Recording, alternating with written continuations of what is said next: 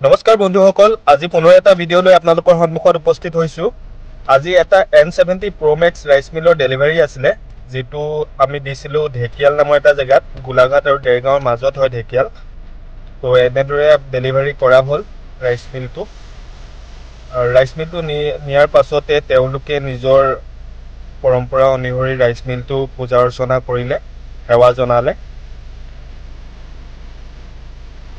আৰু যিহেতু আপোনালোকে স্ক্ৰীনত দেখা পাইছে কেনেদৰে ৱাৰিংটো কৰা হৈছে, বহুতে প্ৰশ্ন কৰি আছিলে ৰাইচ মিলটোৰ সম্পৰ্কত ৱাৰিংটো কেনেদৰে কৰা হয়। তো আপোনালোকে দেখিবলৈ পাইছে স্ক্ৰীনত কেনেদৰে ৱাৰিং কৰা হৈছে।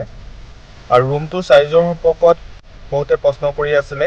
আপোনালোকে দেখিব পাইছে এইটো যিটো ৰাইচ মিলটো আমি য'ত দিছোঁ, এই ৰুমটোৰ যিটো চাইজ হয় এইটো 12x10 আছে। তো এনেকুৱা সৰু ৰুমতো এই ৰাইচ মিলটো সহজতে ফিটিং কৰিব পৰা যায়। আমি যিহেতু ক্ৰম্পটন মটৰ ব্যৱহাৰ কৰোঁ, 10 হৰ্চ পাৱাৰ ক্ৰম্পটন মটৰ ব্যৱহাৰ কৰা হৈছে এই ৰাইচ মিলটোৰ লগত। আৰু ফিটিঙৰ কামখিনি বৰ্তমান চলি আছে। আমাৰ টেকনিচিয়ান দুজন গৈছে, গৈ পেলাই তেওঁলোকে ফিটিং কৰি দিছে। এলিভেটৰ হয় এইটো, এলিভেটৰটো ফিটিং কৰা হৈছে।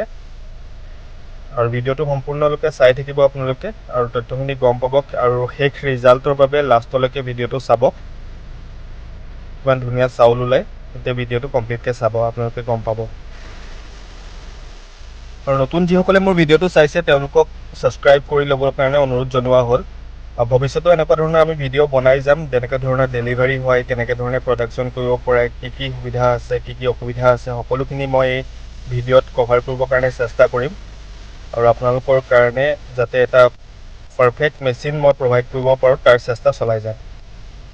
লাষ্ট টাইম যিটো ভিডিঅ' বনাইছিলোঁ N70 Pro Maxৰ ওপৰত, তাত এজন দাদাই কাৰ্বি আংলঙৰ পৰা মেছেজ কৰিছিলে যে হোম ডেলিভাৰী এভেইলেবল হয়নে। হয়, আপোনালোকে বিলিঙৰ গোটেই কামখিনি যদি আমাৰ অনলাইন থ্ৰুৱেদি কৰি দিয়ে, আমি বিলটো কৰাই পেলাই, আমাৰ কোম্পানীৰ গাড়ী আছে, কোম্পানীৰ গাড়ীৰে হোম ডেলিভাৰী কৰাই দিম, য'ত ইনষ্টলেশ্যন ফ্ৰী থাকিব। আমাৰ দুজন টেকনিচিয়ান যাব আৰু গৈ পেলাই আপোনাৰ ঘৰতে বস্তুটো ইনষ্টল কৰি থৈ আহিব।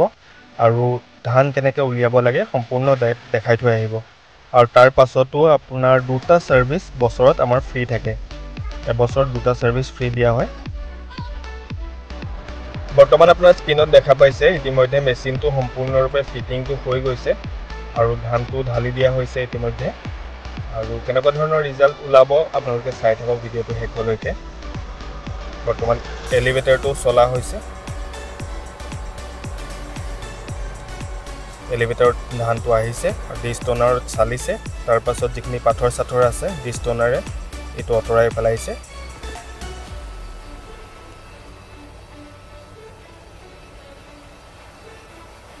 ধানটো ঢলাৰ পাছত যেনেদৰে ল'ৰাজনে কৰিছে, ঢাকনখন লাহে লাহে খুলি দিব লাগে ধানটো আহিবৰ কাৰণে।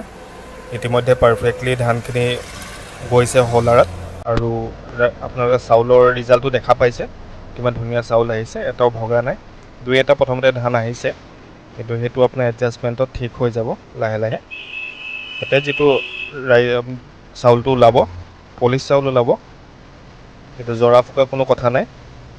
প্ৰতি ঘণ্টাত 400 কেজিৰ পৰা 500 কেজি প্ৰডাকশ্যন এই ৰাইচ মিলটোৰ সহায়ত আপোনালোকে লাভ কৰিব পাৰিব, আৰু এটা ধুনীয়া বিজনেছ ঘৰৰ পৰাই চলাব পাৰিব। আৰু এই মানুহজন যিজনে ৰাইচ মিলটো লৈছে তেখেত এজন শিক্ষক হয়।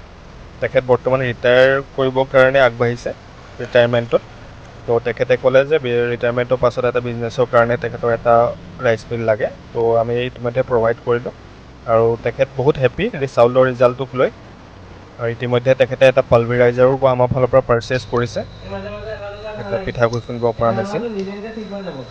আমাৰ টেকনিচিয়ানে কৈ আছে কি কৰিব লাগে কি কৰিব নালাগে, শুনোৱা হওক। এক নম্বৰতে দিব, যেতিয়া সোমাব আপোনাৰ অকণমান ধানটো যেনে প্ৰথম ধানটো আকৌ দি দিয়ে ন, সেইটো আপোনাৰ ছেটিংছ নোহোৱালৈকে নি থাকিব, চাই থাকিব ধান আহি আছে নি, ছেটিংছ নোহোৱালৈকে নি থাকিব।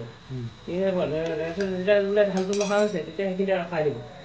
আৰু লুটটো একদম কম কমকৈ খুলিব, এইটো খুলিব নহয়, ফাৰ্ষ্ট দিলে মানে লাহে লাহে খুলিব, লাহে লাহে খুলিব, লাহে লাহে খুলিব। তাৰপিছত এটা জোখত এইটো ৰাখি দিব, জোখত ৰাখি দি এইটো একদম থাকিব নহয়, তাৰপিছতে এইটো চাবিটো মিলাব।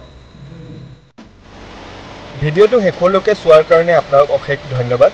ভৱিষ্যতেও এনেকুৱা ধৰণৰ ভিডিঅ' বনাই যাম।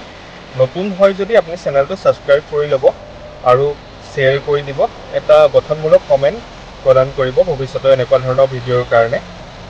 আজিলৈ ভিডিঅ'টো ইমানেই, ধন্যবাদ।